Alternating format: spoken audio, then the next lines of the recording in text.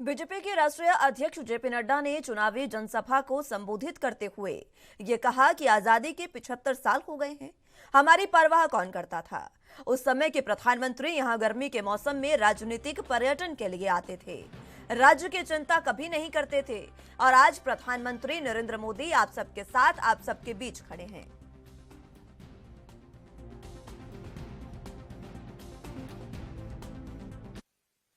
चुनाव के जब मौके आते हैं तो बहुत सी बातें भ्रमित करने के लिए लोग कहने का, रचने का प्रयास करते हैं।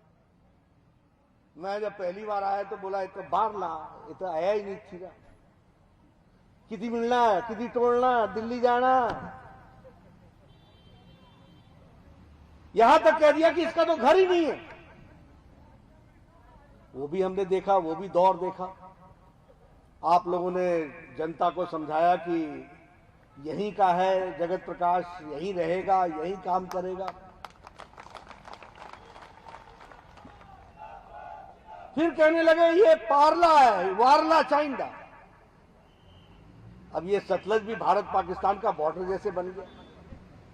वो भी हमने दौर देखा, वो भी हमने सुना, वो भी हमने समझा। फिर कहने लगे कि गांव किती कुण जानता, गांव किती जाना, किती चलनी होना इससे। मैंने कहा एक बार मौका दो, तुम सबसे ज्यादा तेज चलूंगा और पूरी पहाड़ी नाप दूंगा, ये भी ध्यान रखना। तो आपने हमको आशीर्वाद दिया। फिर मैंने पहाड़ियां चढ़ी, देखी, घूमी फिरी। ये मैं आपको इसलिए बता रहा हूं कि जब चुनाव आता है तो भ्रम जाल फैलाया जाता है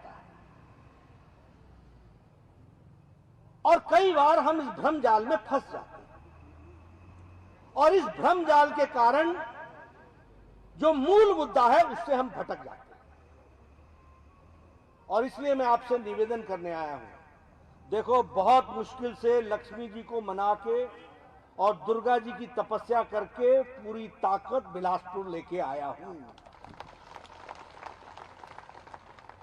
आसान काम नहीं होता। ये आप अगर सोचते हो कि ऐसे ही आ जाता है, ऐसे ही हो जाता है, ऐसे नहीं होता। 70 साल गुजर गए आजाद, 75 साल गुजर गए आजादी के। आपने भी देखा, हमने भी देखा। कौन पूछता था हमें? किस भाव डालते थे हमारी कीमत? यहां प्रधानमंत्री उस समय पॉलिटिकल टूरिज्म में आया करते थे। गर्मी का मौसम आया तो आ गए, कभी यहां की चिंता नहीं की, कभी यहां के बारे में सोचा नहीं। और आप और हम प्रधानमंत्री के बारे में कहते थे कि जब प्रधानमंत्री आए थे, जब प्रधानमंत्री आए थे, यानी एक ऐसा ओकेजन हो जाता था जैसे प्रधानमंत्री कभी आए हों। और आज प्रधानमंत्री मोदी जी हर पुकार पर आपके बीच में रहते हैं और आपके साथ खड़े रहते हैं। इसलिए मित्रों, मिट्टी अगर अपना हक अदा नहीं करती तो फल कितने भी लगे हो, पौधा सूख जाता है। मिट्टी को अपना हक अदा करना पड़ेगा। और 12 तारीख वो समय है जब मिट्टी अपना हक अदा करेगी।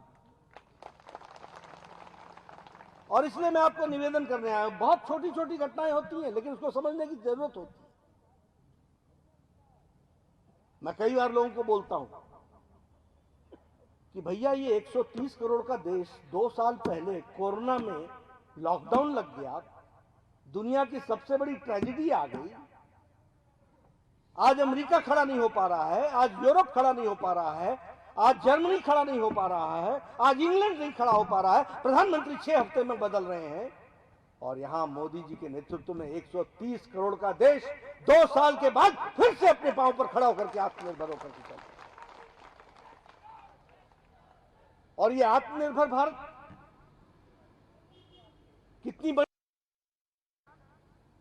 मैं कई बार लोगों को कहता हूं, देखो मैं स्वास्थ्य मंत्री रहा, मैंने बताया आपको टेटनस की दवा भारत में आने में 25 साल लग गए। ट्यूबरक्लोसिस की दवा भारत में आने में 28 साल लग गए। जापानी बुखार की दवा आने में भारत में 100 साल लग गए। 1906 में जापान में बन चुका था, 2006 में भारत में पहुंचा। पोलियो की दवा को भारत में आने में 30 साल लग गए। हम मानते थे, जब दुनिया के पास ये दवा आ जाती थी तो बोलते थे चलो भारत को भी दे दो, चलो भारत को भी दे दो। और तब हम कहते थे पल्स प्रोग्राम, ट्यूबरक्लोसिस प्रोग्राम, ये प्रोग्राम, वो प्रोग्राम, और हम उसको पूरा करते थे। यहां जनवरी 2020 को, जनवरी के 20 तारीख को पहला केस कोरोना का आया।